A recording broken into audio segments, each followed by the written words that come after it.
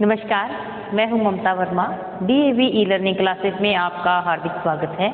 हम अध्ययन कर रहे हैं बीए द्वितीय वर्ष के लिए एक नाटक लेकर आए हैं आज हम अंधेर नगरी, जिसके लेखक हैं भारतेंदु हरिश्चंद्र, जो कि भारतेंदु युग जो हम पढ़ते हैं, प्रत्येक साहित्य की कोई मर्जी विधा पढ़ लें, जो भले ही आप कहानी की बात कर लें या नाटक है या एकांकी है या निबंध है, सभी में भारतेंदु युग है वो आधुनिक युग का पहला युग माना जाता है। आधुनिक काल का पहले युग के रूप में भारतेंदु युग माना जाता है और वो इन्हीं के नाम से ही है, भारतेंदु हरिश्चंद्र के। क्योंकि आधुनिक काल जब शुरू होता है उसी में एक युग शुरू होता है जो गद्य लेखन की, जिसमें शुरुआत हुई थी। प्रारंभिक समय था इसका गद्य लेखन का, तो सभी गद्य लेखन जो विधाएं थी वो भारतेंदु युग में ही पल्लवित और पुष्पित हुई। और दूसरी बात, इन्हीं के नाम पर ही ये इस युग का नामकरण क्यों पड़ना, कोई न कोई तो कारण रहा होगा। तो इसका कारण यह है कि इनकी लेखनी प्रत्येक क्षेत्र पर, प्रत्येक विधा पर चली है।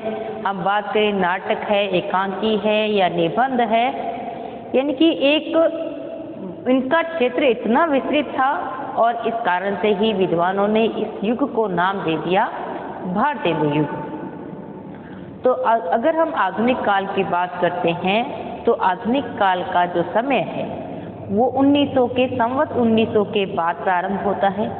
तो 1900 के बाद या हम कह लें सन की बात करते हैं तो वो 1843 ईस्वी के आसपास का समय था। और वो हम सबको पता है, इस बात को जानते हैं कि उस समय भारत पर अंग्रेजों का शासन था। अंग्रेजों का शासन था तो कुछ लोग उनका विरोध करते थे, लेकिन उस विरोध को वो सापेक्ष नहीं कह सकते थे, क्योंकि उनको पता था अगर उनको सामने ही कह देते कि अंग्रेजी राज ऐसा नहीं है, अच्छा नहीं है, या कुछ उनका विरोध करते तो उनको पकड़कर जेल में डाल देते। तो जो साहित्यकार थे, इन्होंने कुछ प्रतीकों के माध्यम से, कुछ व्यंग्यात्मक नाटकों के माध्यम से जनता में इसका प्रचार प्रसार किया।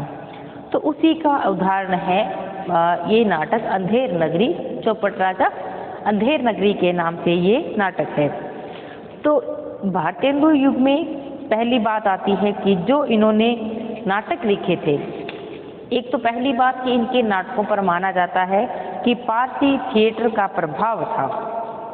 पारसी थिएटर का प्रभाव था और इस युग में बहुत से बंगला नाटकों का अनुवाद हुआ, इन्होंने भी किया है। संस्कृत नाटकों का अनुवाद किया, अंग्रेजी नाटकों का भी अनुवाद हुआ। फिर भारतीयों को लगा कि क्यों ना हम भी ये नाटक विधा लिखें। प्रत्येक विधा को इस युग में लिखा गया था। फिर अब बात करते हैं हम इस अंधेर नगरी नाटक की। अंधेर नगरी चौपट राजा नाटक है अंधेर नगरी नाम से, जो कि इनके द्वारा मौलिक नाटक है भारतेंदु हरिश्चंद्र का। इसमें क्या है कि राजा ही जहाँ का ठीक नहीं, अव्यवस्थित है, तो जाहिर सी बात है कि वहाँ पर प्रजा भी वैसी ही होगी। एक कथा के माध्यम से व्यंग्यात्मक कथा इसमें दी गई है, लेकिन इस व्यंग्यात्मक कथा का आधार क्या है कि जैसे ये शोषण फैल रहा है, हमारे राजाओं को ही नहीं पता कि हम इनके जाल में फंस चुके हैं अंग्रेजों के, तो वो जनता को क्या संदेश दे सकते हैं। इसी नाटक का ये आधार है कि राजा को स्वयं को ही नहीं पता कि क्या करना है, क्या हो रहा है हमारे साथ, हम किस प्रकार से हमारी जो बुद्धि है किसी के अधीन हो गई है। तो वो प्रजा में वैसा ही कार्य होगा जैसी राजा की सोच होगी, यथा राजा तथा प्रजा। तो इसी उक्ति को ही चरितार्थ करने के लिए भारतेंदु जी ने नाटक लिखा था अंधेर नगरी। तो अंधेर नगरी की कथा, वैसे हो सकता है आपने छोटी क्लासों में इस कथा को पढ़ा हो, लेकिन फिर भी देखते हैं। यहाँ पर क्या है कि अंधेर नगरी चौपट राजा, पूरी उक्ति क्या है, अंधेर नगरी चौपट राजा, टके सेर भाजी टके सेर खाजा, यानी कि सब कुछ टके में ही यहाँ मिलता है, कुछ भी नहीं पता। हम अंधश्रद्धा के भरोसे चलते रहते हैं। इसमें एक कथा दिखाई गई है, इसी में ही भारतेंदु जी में ही, कि महंत जी हैं एक और उनके दो चेले हैं, उनके साथ वो गाते हुए जा रहे हैं, राम भजो रमा भजो भाई, राम के भजो से गणिका तर गई, राम के भजे से गीत गति पाई। ऐसे राम के भजन गाते हुए चल रहे हैं महंत जी। फिर महंत जी जा रहे हैं, उनके साथ एक उनका शिष्य है, दो है, नारायण दास है, एक गोवर्धन दास है। एक महंत जी जा रहे हैं, उनके साथ दो उनके शिष्य हैं, एक है नारायण दास, दूसरा है गोवर्धन दास। तो नारायण दास जी को कहते हैं महंत जी कि नगर तो बहुत ही सुंदर, एक नगर उनको दिखाई देता है कि नगर तो बहुत ही सुंदर हमें दिखाई दे रहा है, देखें कि शायद हो सकता है कुछ भिक्षा हमें मिल जाए और हम अपने ठाकुर जी के भोग लगा सकें। और बहुत सुंदर नगर दिखने में दिख रहा है, तो क्यों ना वहाँ चलते हैं। फिर गोवर्धन दास कहता है कि नगर तो नारायण के आश्रय बहुत ही सुंदर है, जो सो है भिक्षा मिले तब हम जानते हैं कि कितना सुंदर नगर है। फिर महंत जी कहते हैं कि बच्चा गोवर्धन दास तू पश्चिम की ओर जा और नारायण दास तू पूर्व की ओर जाओ, और देखो जो कुछ सीधा सामग्री मिले तो शालग्राम जी का बाल भोग सिद्ध हो जाएगा। गोवर्धन दास चला जाता है कि मैं बहुत सी भिक्षा लाता हूँ, यहाँ के लोग हैं वो बहुत ही धनवान नजर आ रहे हैं, आप थोड़ी सी भी चिंता न कीजिए। गोवर्धन दास को लगता है कि इतना बड़ा नगर है कि मैं बहुत सारी भिक्षा लाऊंगा। फिर महंत जी उसको समझा कर भेजते हैं कि गोवर्धन दास ज़्यादा लोभ मत करना, देखना हाँ लोभ पाप को मूल है, लोभ मिटावत मान, लोभ कभी नहीं कीजिए या में नरक निदान, ये नरक का द्वार खोल देता है। फिर इतने में वो भिक्षा के लिए चले जाते हैं। और दूसरा अंक में क्या दिखाया गया है कि गोवर्धन दास है वो उस नगरी में चला गया है, तो वो क्या देखता है कि कबाब वाला है, सुंदर सुंदर अच्छे अच्छे कबाब बेच रहा है।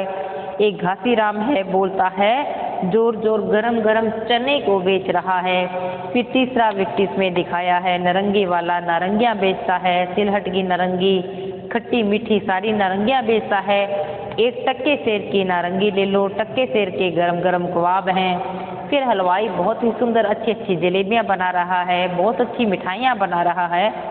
लेकिन जैसे कलकत्ते के विलसे मंदिर के भीतरिए, वैसे नगर के हम एक समान सब ताजा, खाजा ले खाजा टक्के सेर भाजा, यानी कि यहाँ जलेबियाँ भी मिलेंगी वो टक्के में ही मिलेंगी। फिर मेथी के पालक के बहुत से अच्छे अच्छे पकोड़े मिलते हैं, वो भी क्या बोलता है अंत में कि टक्के सेर खाजा के टक्के में सब कुछ खा जाओ। फिर मुगल है एक, वो बादाम बेच रहा है, अखरोट बेच रहा है, यानी कि जो शुष्क जो फल होते हैं वो बेच रहा है, पिस्ता अखरोट वगैरह। तो वो भी क्या कहता है कि सब कुछ मेवे हैं वो ले जाओ, एक टक्के में एक सेर ले जाओ। फिर इस प्रकार से सारे जो दुकानदार दिखाए गए हैं अच्छी अच्छी चीज़ें बेच रहे हैं, खाने की चीज़ें हैं, और सारी जो चीज़ें हैं वो टक्के में ही मिल रही हैं। मछली वाला है, कोई जात वाला ब्राह्मण है, वो बनिया है, आटा दाल लकड़ी सब कुछ टके में है, ले जाओ। फिर आगे गोवर्धन दास को बड़ी हैरानी होती है, बाबा का चेला गोवर्धन दास आता है, सब बेचने वालों की आवाज़ सुनकर मन में बहुत ही खुश हो जाता है। तो गोवर्धन दास एक बनिए को कहता है कि आटे कितने सेर? वो कहता टक्के का सेर, क्योंकि हर चीज़ यहाँ पर टक्के में मिलती है, यानी कि एक टक्के की एक सेर ले जाओ। फिर चावल मतलब कई चीज़ों के दाम पूछता है, तो सारे लोग उसको एक ही उत्तर देते हैं कि टक्के सेर, एक टक्के ले जाओ और एक सेर ले जाओ। कुछ भी चीज़ें हैं महंगी हैं सस्ती हैं, लेकिन यहाँ पर सारी वस्तुएं एक टक्के में ही मिलती हैं।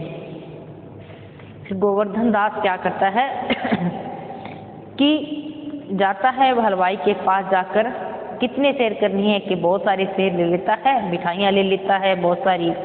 गोवर्धन दास खुश होता है, वाह भाई वाह, मुझे बड़ा आनंद आ गया। क्यों बच्चा, मुझे मस्करी तो नहीं करता, सचमुच सबका ही एक टक्के में ही सब सेर मिल रहा है क्या? बड़ा खुश होता है।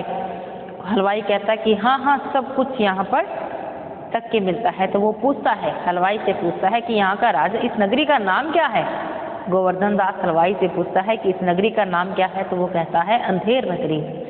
फिर पूछता है गोवर्धन दास, यहाँ के राजा का क्या नाम है। कहता है चौपट राजा। फिर गोवर्धन दास बोलता है कि अंधेर नगरी चौपट राजा, टक्का शेर खाची टक्का शेर बाजा। यही गाता है, आनंद से बजाता हुआ चलता है। तो गोवर्धन दास है वो बच्चा क्या कहता है कि बच्चा भीख मांगकर 7 पैसे लाया हूँ, मतलब भीख मांगता है इधर उधर लोगों से। वो 7 पैसे इकट्ठे करता है गोवर्धन दास और 3.5 सेर मिठाई ले लेता है और गुरु चेले सब आनंद से खाएंगे। हलवाई है वो मिठाई तोल कर उसको दे देता है। फिर तीसरे दृश्य में कि स्थान है, जंगल का स्थान है, वो गोवर्धन दास है वो महंत जी के पास जाता है कि देखो, महंत जी और नारायण दास हैं वो राम के भजन गा रहे हैं और जो गोवर्धन दास है वो अंधेर नगरी से आता है और खूब सारी मिठाइयाँ लेकर आता है। महंत जी इसको कहते हैं कि बच्चा गोवर्धन दास कह क्या भिक्षा लाए, गठरी तो बड़ी भारी मालूम होती है कि ऐसा लगता है कि तुम तो बहुत कुछ खरीद कर लाए हो। फिर गोवर्धन दास कहता है कि बहुत बड़े माल लाया हूँ, 3.5 किलो सेर मिठाई लाया हूँ। महंत जी उसको समझाते हैं कि देख बच्चा, इतनी मिठाई कहाँ से लाया है, किसी धर्मात्मा से भेंट हुई है क्या। कहता 7 पैसे भीख में मिले थे गुरुजी मेरे को और उसने में ही मिठाइयाँ मोल ले ली। महंत जी फिर उसको कहते हैं कि नारायण दास मुझसे कहा था कि यहाँ सब चीज़ें टक्के सेर में मिलती हैं, तो मैंने इस बात का विश्वास नहीं किया था, लेकिन यह कौन सी नगरी है, कौन सा राजा है जहाँ पर सारी चीज़ें हमें टक्के में मिलती हैं। तो गोवर्धन दास कहता है कि ये अंधेर नगरी है और यहाँ का राजा चौपट है, यहाँ पे हर वस्तु टक्के में मिलती है। महंत जी उसको कहते हैं गोवर्धन दास को कि ऐसी नगरी है तो यहाँ पर ठहरना उचित नहीं है जहाँ पर हर चीज़ टक्के में मिलती हो। फिर अगला दिखाते हैं, एक दोहा गाते हैं। तो 100 बच्चा यहाँ से चल पड़ते हैं। महंत जी उनको जाने के लिए कहते हैं कि अंधेर नगरी में 1000 मन अगर मिठाई हमें मुफ्त में मिलती है तो भी किस काम की, यहाँ पर मैं एक क्षण भी नहीं रह सकता। तो गोवर्धन दास कहता है कि गुरुजी संसार में ऐसा कोई देश नहीं है जहाँ पर 1-2 पैसे रहने से ही इतने मज़े में पेट भर जाता है। मैं तो इस नगरी को छोड़कर नहीं जाऊँगा। कि जो गोवर्धन दास है उसके मन में थोड़ी खोट आ जाती है कि इतने कम पैसों में इतना कुछ मिलता है तो मैं तो यहीं रहूँगा। और वहाँ जहाँ आपके साथ रहता हूँ तो वहाँ तो एक सप्ताह में मेरे को 5 दिन तक उपवास करना पड़ता है भूख के मारे। महंत जी इसको कहते हैं कि तू यहाँ मत रुक, पछताएगा, तू मेरे साथ चल। लेकिन वो नहीं मानता गोवर्धन दास है जो। महंत जी कहते हैं कि मैं तो इस नगरी में नहीं रुकूंगा, लेकिन हाँ जाता हूँ, लेकिन इतनी बात कहता हूँ कि अगर कभी संकट पड़े तो मुझे एक बात स्मरण कर देना कि तुम पर कभी विपदा आई, तुम रुक जाओ इस अंधेर नगरी में। लेकिन मैं नहीं रुकता। वो प्रणाम करके वहाँ से चले जाते हैं। फिर इस प्रकार से वो जो गोवर्धन दास है वो अंधेर नगरी में ही रहने लग जाता है, वही खाता पीता है। तो चौथा दृश्य, चौथा अंक इसमें क्या दिखाया गया है कि एक सेवक है वो चिल्लाकर कहता है पाक आइए महाराज। राजा कहता है क्या है, सुनो पखा आई है महाराज। ऐसे ऐसे चलता है, एक प्रसंग चलता है उनके बीच में। तो उसमें क्या था कि एक आता है, वहाँ पे एक व्यक्ति आता है तो कहता है कि फकीर आता है, कहता है कि महाराज कुल्लू बनिया की दीवार गिर गई किसी व्यक्ति की और उससे मेरी बकरी है वो नीचे दब गई और मर गई। अब आप ही है वो न्याय दो। राजा कहता है कि जिसकी दीवार गिरी थी कुल्लू बनिया उसको रब्बी पकड़ के लाओ। यानी कि एक राजा का दरबार दिखाया गया है।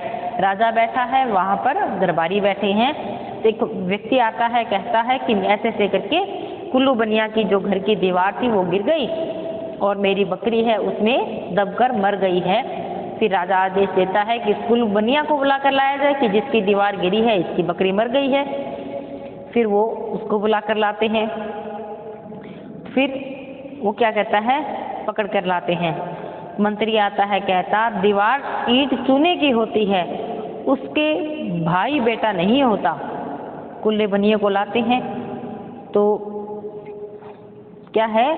कुल्लू आ जाता है, महाराज इसमें मेरा कोई दोष नहीं है। कुल्लू बनिया कहता कि दीवार गिर गई, इसमें मेरा क्या दोष हो सकता है? किस दीवार को तो कारीगर ने बनाया ही ऐसा था, मैं क्या करूं गिर गई तो।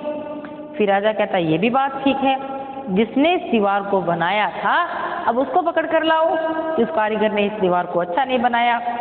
फिर उस मल्लू को पकड़ कर लाते हैं कारीगर को, और क्योंकि इस कारीगर के कारण ही बकरी मर गई है। फिर कारीगर आता है, कारीगर कहता है कि इसमें मेरा कोई कसूर नहीं है कि दीवार ऐसी थी, कि चूने वाले ने ऐसा ही बोदा बनाया था जिसके कारण ये दीवार गिर गई, कि मसाला जो बनता है दीवार को बनाने में वही ऐसा था, इस कारण से दीवार गिरी है, तो इसमें मेरा कोई दोष नहीं है। फिर राजा कहता कि ठीक है, इस कारीगर को बुलाओ। नहीं नहीं, निकालो, उस चूने वाले को बनाओ, बुलाओ, इसने चूना भिगो कर दिया था। फिर कारीगर चला जाता है और चूने वाला आता है। क्यों भाई खैरे, सुपारी चूने वाले, ये कुबरी कैसे मर गई? वो कहता है, जो चूने वाला होता है, जो मसाला बना रहा था, वो कहता है इसमें मेरा कोई दोष नहीं है बकरी मरने में, कि बिस्ती ने चूने में पानी है वो बहुत ज़्यादा डाल दिया था। बिस्ती जो पानी लाने का काम करता है, उसने पानी इतना ज़्यादा डाल दिया था कि चूना कमज़ोर हो गया, तो दीवार गिर गई। फिर राजा को लगता है हाँ ये तो ठीक कह रहा है, ठीक है, उस चूने वाले को, चुनीलाल को निकालो, उस बिस्ती को पकड़ कर लाओ, उसने यहाँ तक पानी ज़्यादा लाया था। फिर उस बिस्ती को पकड़ कर लाते हैं। फिर वो बिस्ती कहता है कि गुलाम का कोई कसूर नहीं है, कसाई की मस्तक इतनी बड़ी थी कि उसमें पानी ज़्यादा आता है। मतलब बशक होता है, किसी पशु की जो चमड़ी होती है उसका जो खोल होता है उसमें पानी भरने का काम करते थे पहले ना, तो उसमें पानी इतना ज़्यादा आ गया। बिस्ती कहता है कि मैं क्या करूं, कि कसाई ने इतनी बड़ी भेड़ की वो दे दी थी मशक, मैं क्या करूं। फिर उस कसाई को पकड़ कर लाते हैं। कसाई कहता है कि मेरा क्या दोष है, गडरिये ने टक्की ऐसी भेड़ मेरे हाथ बेची कि गडरिये की भेड़ मरी थी, इतनी बड़ी भेड़ उसने मेरे को बेच दी कि मेरे को मशक बड़ी बनानी पड़ी, मेरा क्या दोष है इसमें। फिर कसाई को लाते हैं, बिस्ती चला जाता है। गडरिये को कहता है कि महाराज मैं क्या करूं कि मेरी भेड़ बड़ी हो गई, तो कि उधर से कोतवाल साहब की एक सवारी निकल रही थी, तो उसको देखते देखते मेरी छोटी बड़ी भेड़ का ख्याल नहीं रहा, मैंने छोटी बड़ी भेड़ का ख्याल नहीं किया, और मेरा कसूर नहीं, इसमें मेरा कोई दोष नहीं कि पानी ज़्यादा पी गई। फिर उस कोतवाल को पकड़ कर लाओ कि जिसकी सवारी वहाँ से निकल रही थी, उसके कारण से भेड़ ने पानी ज़्यादा पी लिया था।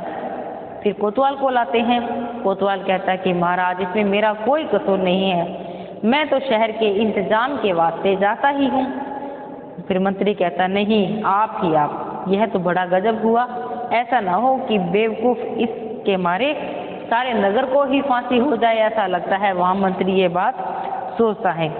फिर कहता है कि नहीं, यह धूम से सवारी आपने क्यों निकाली थी, इस कारण से भेड़ बड़ी हो गई। लेकिन राजा उसकी बात नहीं मानता। हाँ हाँ, तुमने धूम से सवारी निकाली थी अपनी, इस कारण से भेड़ पानी ज़्यादा पी गई थी, भेड़ बड़ी हो गई थी, और कुल्लू बनिया की बकरी है वो मर गई थी। फिर कोतवाल राजा कुछ कहता है, राजा कहता है कुछ नहीं महाराज, ले जाओ कोतवाल को अभी फांसी दे दो कि इसकी वजह से एक बकरी मर चुकी है, और दरबार बर्खास्त हो जाता है। फिर कोतवाल को पकड़ कर ले जाते हैं, फांसी की सज़ा उसको सुनाई जाती है, राजा उसको पकड़ कर ले जाते हैं। अब चलता है 5वां दृश्य। फिर गोवर्धन दास गाते हुए आ रहा है, वो भी राम का भजन गा रहा है, अंधेर नगरी के भजन गा रहा है साथ में ही, तो बैठकर मिठाई खाता है। फिर कहता, सोचता है मन ही मन में गोवर्धन दास कि गुरुजी ने तो मेरे को फालतू में ऐसे यहाँ आने से मना कर दिया था, माना कि यह देश बहुत बूढ़ा है, पर अपना क्या लेता है, अपने को किसी से कोई कामकाज नहीं है, बल्कि रोज कुछ डर है तो रोज मिठाई चावना, मज़े से राम भजन करता हूँ, मेरे को बहुत अच्छा लगता है, यहाँ पे रहता हूँ, मिठाई खाता रहता है। इतनी देर में 4 प्यादे आते हैं, चारों उसको पकड़ कर लेते हैं। फिर प्यादे क्या कहते हैं कि चल चल, तैने बहुत मिठाई खा ली है, आज तेरी पूरी हो गई। फिर जो प्यादे एक और आता है, चलिए नमो नारायण कीजिए, और आपको लेने आए हैं, क्योंकि वो नारायण दास को पकड़ने के लिए आते हैं 4 प्यादे। फिर वो गोवर्धन दास घबरा जाता है कि ये आफत कहाँ से आ गई। अरे भाई, मैंने तुम्हारा क्या बिगाड़ा है जो तुम मुझे पकड़कर लेके जा रहे हो? बिगाड़ा नहीं है, लेकिन आप चलिए। फिर वो उसको फांसी वाली जगह तक ले जाते हैं, उसको बताते हैं कि आपको फांसी होगी। लेकिन गोवर्धन दास घबरा जाता है कि मैंने ऐसा कुछ किया ही नहीं, क्योंकि मैं तो राम का भजन करता हूँ, तो मुझे फांसी क्यों होने वाली है? तो बताते हैं कि जो फांसी का फंदा बनाया गया था कोतवाल को लगाने के लिए, तो वो फांसी का फंदा बड़ा है और कोतवाल की गर्दन है वो छोटी है। तो वो फांसी का फंदा ऐसा मोटा आदमी चाहिए जिसकी ये फांसी पूरी आ सके, क्योंकि उसको फांसी लगानी है। इस कारण से आपको फांसी लगाई जा रही है। तो फिर वो गोवर्धन दास तो फंस जाता है। अरे बाबा, मेरे बेकसूर को मुझे क्यों मार रहे हो? यहाँ भगवान को क्या जवाब दोगे? मंत्री कहते कि भगवान की बात तो बाद में है, कि यहाँ के हमें राजा को जवाब देना है।